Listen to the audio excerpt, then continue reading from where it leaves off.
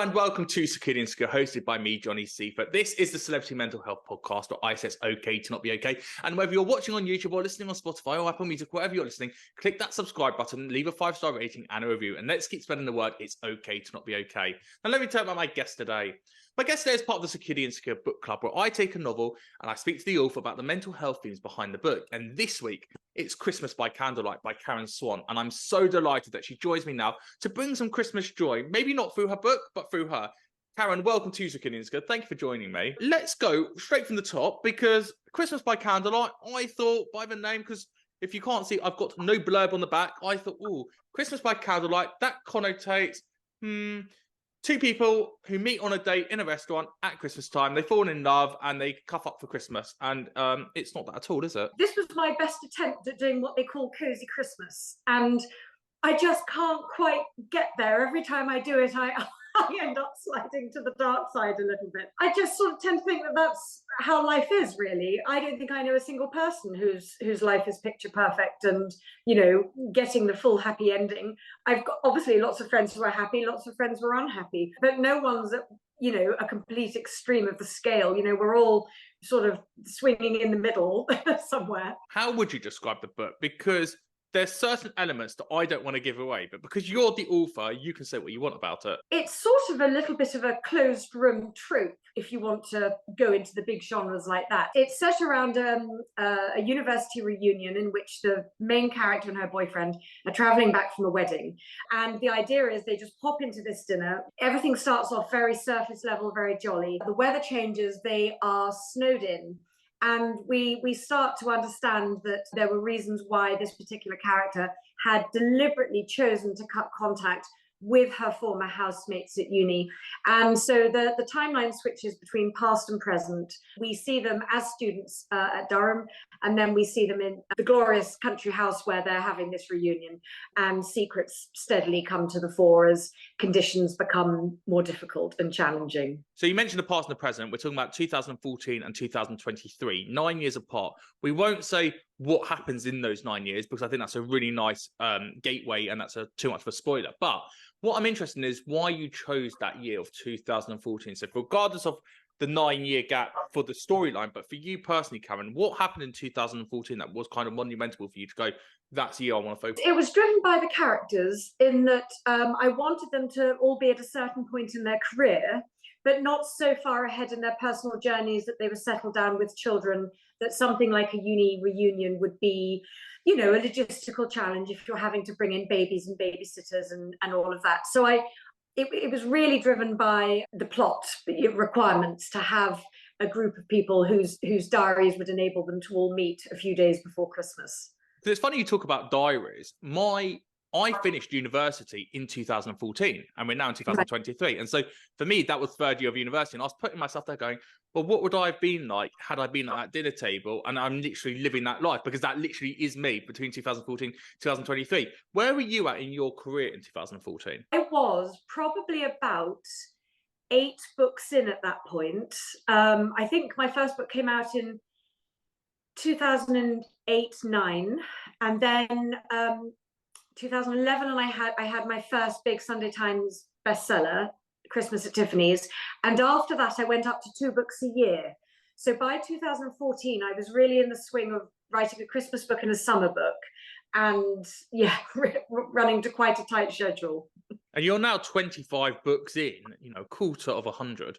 How do you look back now to look at that person in 2008, 2009 who started out, to look at 2014 to go, I've done 8 books, to now say you've done 25 books? You know, you started in fashion journalism, going down that route of fashion.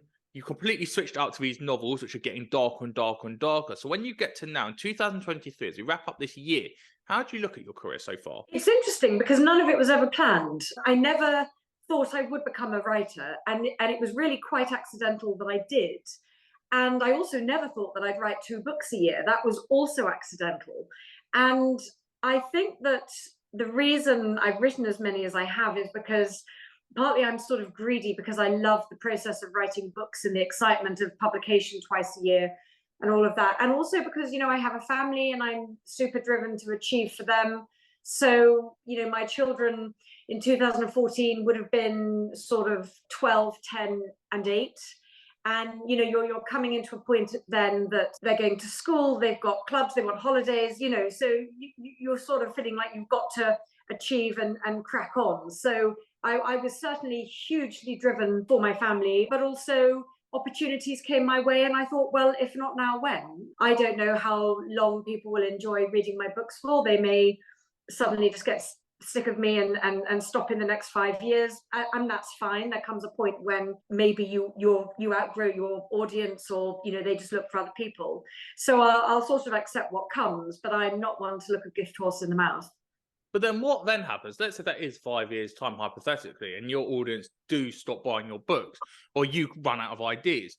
What do you then do with your career when you've done so much work in investing in bringing out 2 books a year, investing in character narrative driven storylines, when you go, well, hold on a minute, that's my purpose, that's what I've been building up to for all this time, and now that's taken away from me, who am I now?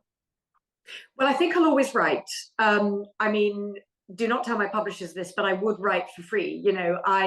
It's actually a way of being more than anything. Although I never planned to write, when I did start writing, it made total sense of my head. I had actually been telling stories in my head my whole life, and I hadn't realized it. I just thought that everybody did that. And I feel so hugely lucky that I just happened to sit down one day and decide to write a scene at the behest of my literary agent at the time, who said, please try fiction, have a go. And I had protested and said, why would I do that? I'm a journalist. That's not what I do. And she said, no, just give it a go. So I did. And I was like, oh my God, this is what I'm supposed to do. And I feel so lucky that I was presented with that opportunity, because I sometimes think, what if I just hadn't done that? And I'd spent the last 15 years still being a fashion journalist. And there's nothing wrong with that. I loved it while I was doing it, but I get so much fulfillment from living in my head, from creating these characters and telling these stories. So I think probably what will happen is that I will I mean, my summer books now are historically based, and that's where my personal interest really lies. So probably that's where I'm heading in the future. But I'll write, even if I've only sell 10 books, self-publishing on Amazon, I'll still write them. Well, I think it's interesting because when you work in journalism, you're telling people stories and you're being that storyteller, and you can kind of navigate the story, but there's a limit to what you can do, because you look at someone, you interview them, for example, and you're like, oh, I just wish you'd have said that. I wish you'd given me that quote. Whereas Yes. as a storyteller that you're doing when you're writing novels, you can use those quotes and you can take that journey, which, sometimes people are a bit guarded, and you're like, I just wish I could see the real you. And then you come to a book like, for example, Libby in Christmas by Candlelight, and you can give Libby those narrative and those character arcs that you just wish that person you'd interviewed would have been able to do. And I can completely see why you can transcend that with those transferable skills. Oh, completely. I mean, when I was working as a journalist, I was working at You Magazine at the Mail on Sunday. Before that, I'd worked at Condé Nast, at Tatler and Vogue. And I was doing a lot of human interest stories, but a lot of it was also celebrity based, which I just personally had no interest in. And what I loved was, like you say, when you would see the person behind this public profile. And again, everything was very tightly controlled by publicists and PRs. And I was like, well, and what I got to was that I realized I loved the process of putting as much of a story together as I could based on the interviews I had. But like you say, you can only work with the material they give you. You can't put words in their mouths. Whereas when you have your own characters and your own plot, that is precisely what you do. You give them air in their lungs and, skin on their bones. They are your creations. And, that freedom it's daunting. It's very tricky when you're starting a book, having to make these decisions as to how you're going to form these people, this world. But when you do, I mean, the sense of accomplishment is amazing. And when people say, oh my God, I've just finished the book, I wasn't ready to give up with these characters, I just want to live with them for a bit longer, that to me is like, yes, that's a win. I've nailed it. I've brought it alive. for people. I've just come back from seeing the film Saltburn last week, and those characters are still in my head, you know, and I just want to go back and watch it again. And, you know, that for me is a win with Emerald Fennell, you know, that director. She's just brought them alive for me. So it works across different mediums, but I'm so grateful I get to do it as a living. But does that mean then, especially with 25 books in the back of your mind, that you're challenging yourself because that bar, it's only you that's going to keep building that bar up of, can I challenge myself even more to get these characters? Whereas, like you said, the audience are quite receptive, that they'll probably enjoy it regardless because you know how to write for your audience. But it's you writing in your head that can take it to that next level always. Yes, and the challenge when you do as many books as I've done and will continue to do is that each character's got to read differently. They've got to feel completely different, so that when someone has read all 25 of my books, literally all of those characters could be in a room with them, and they wouldn't all be a carbon copy of the same person, just in different clothes. So that's where the challenge is, and I take that really seriously, that I don't just trot out, you know, parodies and pastiches. You know, I'm trying all the time to make my characters feel real, and I do that by making them flawed. You know, I and sometimes downright unlikable. I'm not at all scared to put in a character that, you know, I don't personally like myself. I don't agree with what they're doing or saying, but you know, you need that balance. You need that breadth. I completely agree with you. Well, look, let's talk about these characters and let's delve into your book. The first character I want to talk about is actually Charlie. It's quite interesting. Charlie is worth £100 million. And he is adopted and he's been through the foster care system, and he found that getting a job was his stability in life, which he didn't get in his personal life. What I'm interested in is obviously the idea of, does money make happiness? And I think when we look at someone like Charlie, what do you think about the way he looks at his life, regardless of the money? Is it the money that makes him, or is it the lifestyle he's now got for himself? I think that he is driven into the career and the success he has because of his background and because of that need to somehow anchor his own life, to have an identity, which I think if you've been through the foster system, you don't have that. You know, you don't. And so I think that's a really powerful driver. And it was nice to give him a success story, but there is a hollowness to him. You know, he does have this sort of unrequited love for another one of the characters that has always been simmering away in the background. And he's very understated about his success. He doesn't actually tell any of the other friends. He doesn't want to be defined by it in the eyes of other people. For him, it's like a drive to succeed, to achieve, but he doesn't actually, it's not a flex. He doesn't want other people to know that about him. And I don't think that for him, that's something that he feels he needs to have that. And I felt that Charlie had a lot of heart, and that actually he was very anchored in, I think he always felt that he knew that his happiness lay with this character, and there was always a hope there that things were going to happen. And I liked being able to explore that in the book, and to, you know, not just, I did not want it to come across that she's going to fall in love with him because of his money at all. That just would have been ghastly and not what I wanted. I wanted his money to be incidental. I just wanted his success to speak to him as a person in terms of his personal drive, but for him to be so much more than that.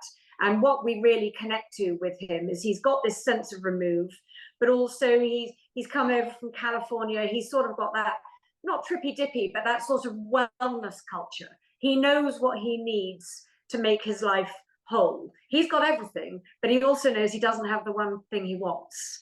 And so I loved writing. He was my favorite character in the book, actually. He was my favorite character. Oh, I'm glad.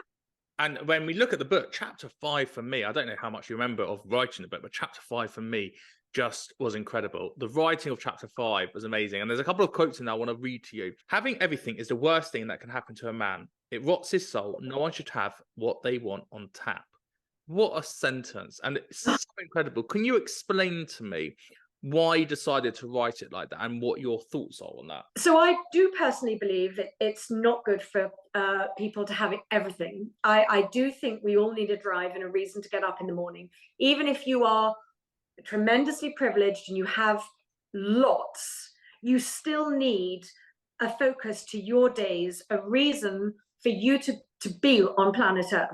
whatever it is. It doesn't need to be about acquiring more stuff, acquiring more wealth. It could be that you work in charity, or that, you know, you just have to be giving in some way, and you have to want something and to be chasing something in order to sort of feed your soul. With regards to the character that is who is saying that, he, you know, immediately comes off as incredibly privileged, and everyone's going to judge him. And added to which, he's, you know, he's an aristocrat. He's got a great estate. He's got a title. You know, we're going to form an opinion about him off the bat. And he doesn't want a pity party, but I felt that actually, by making his greatest asset also his Achilles heel, it gave us a vulnerability and a way in with him, because otherwise, why do we care about him? You know, there needed to be a way to humanize him. And I just felt that actually it would be such an overlooked part of who he is, because 99.9% of people would only see the title, the stuff. And he sort of exploits it at uni, but actually the vulnerability is in what he doesn't say, what he doesn't show. This very, very private man, everyone sort of knows the, you know, the legend, and he's sort of overshadowed by it. And it's about finding him in the cracks of that. And when he says it, it's actually a really vulnerable moment, because there are few people he'd be able to say that to. And even she is resistant to him when he first says it. But I really just felt like it was a way to get in with him and to show that he's a flesh and blood man. At essence, he wants the same as her. You know, he wants the same as anyone. Forget the house, forget the land, forget the type, forget it. You know, he has his own backstory. He has his own loss and private tragedy. Because I genuinely don't believe that everyone has it all, and people are living a perfect life. Everyone's got a story somewhere. If we turn the page, it carries on, and it's such a beautiful, beautiful conversation. And I could just watch that scene on TV over and over again. Oh. We talk about how Libby has a drive, and he basically, as we've said, has no drive. Libby has the drive. When we look at someone who is motivated to get out of bed, to be working at midnight, to do rewrites, what's it been like for you? Because I imagine, especially early on in your career, when you'd been submitting your copies of your books to your editors, you'd have had the red pen back and more red pen and more red pen, and you keep challenging each other, and, you know, you always notice a new full stop. What was that drive for you to keep writing, to keep getting it right, to get out of bed every day? I've always been hugely collaborative. So for me, there's not ego involved in it. All I want at the end of the day is to put out the best product that I can. I'm not laboring under the illusion that I'm writing a book that's going to change anyone's life. But what I can do is maybe change their day. I can improve their day. So I do want to make people laugh and cry and feel. And I do believe I can do that in my books. And I take that very seriously. I get a lot of readers who contact me privately with various stories to tell me, and I feel very hugely privileged to receive those. For example, I get an awful lot of readers who might be suffering from cancer, and they're in the chemotherapy chair maybe for 6-8 hours at a time, and they discover one of my books, and then they discover I've got this big backlist, and they say to me, I'm literally able in those hours to escape my reality, my present, having to sit in that chair and go through what I'm going through. And that is what I'm thinking about all the time. I'm thinking about, how can I make this the best thing it can be, so that whenever anyone gets it, it just touches them in some way and makes their day a bit better, or makes them feel seen, or just gives them something to think about. You know, I really want to do that. I'm not going to change anyone's life, but I can give them something. I can give them an improved mood. I can make them cry if they need to cry. You know, that's what I want. And so I work incredibly hard, and I'm totally open to criticism. I think this is one of the great things about having been a journalist. I'm very pragmatic. I have a word count, I have a deadline, and then I'm submitting to editors, and there's a huge team behind, you know, Pan Macmillan, who are all doing their jobs to the best of their ability to put out the best product that we can. Be that the title, the back cover copy, the cover, the edit. and we all work together. And so I don't put my ego out there and go, no, this is my baby. It must be this. I'm willing to listen. And if they say, oh God, this just totally isn't working, or we need to change the direction on this, I'm really up there, to be part of the team and to go with it. I mean, obviously I'll fight for what I believe in, but I think it's a team effort, and that's how I see it, and that's how I approach it. Amazing. The final quote I want to do with you is from page 302. Life is rarely clean. Everything overlaps and meshes. It's always a mess. Timing is never perfect. Can you think of a time in your life where you can exemplify where that's happened? That really does apply to my life. There are times when it looks like everything is going well for me. I might have a book that's gone to number 3 in the charts, and something awful is happening with my children. And life is multifaceted. I'm a wife, I'm a mother, I'm a daughter, I'm a sister, I'm an aunt. I'm trying all the time to be many things to many people. There's huge demands on my time. I want to do the best I can, but I get it wrong. I mean, I definitely get it wrong at times. It can definitely feel too much, even when it can look perfect. I would say that this time last year, I was definitely suffering from burnout. We'd had several years of difficult things happening for our family, and I had a really grueling schedule that I was obviously having to keep up with. And I got to the point where I was really struggling to create, because I was really at the edge of my capacity. And it was an incredibly difficult time to get through. It was sort of this time last year. I was dreading Christmas. We were hosting. I was absolutely dreading it. I felt overwhelmed at the prospect of having to do all the Christmas shopping, put up the decorations, host, start the new book. I started it on Boxing Day. With the Christmas by Candlelight, I started on Boxing Day last year.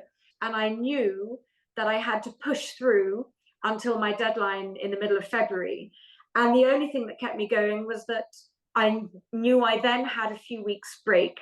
And I went on a retreat to Bali. I went with my daughter. And on the outside, it would have looked like, oh, look at this incredibly luxurious wellness retreat you're going on. You've just handed in your book and all of this. But really, I was right at the edge of functioning. And I needed that. And I had to really sort of stop, take time out, and start putting in some boundaries in order to regroup and, get back to myself again. And that's been a process for 6-8 months. So what are those boundaries you've put in place for 2023 to stop that burnout happening this time around again? So I'm much stricter now about trying not to work weekends. And when I submit, I need a week off with no emails, because I'll submit to my editor, I'll submit to my agent, but because I'm doing 2 books a year. When I'm submitting a book, I've also got a book out that's just been published. So that needs promotion, that needs social media work. There's a lot of press going on. In addition, I've also then got to start researching the forthcoming book.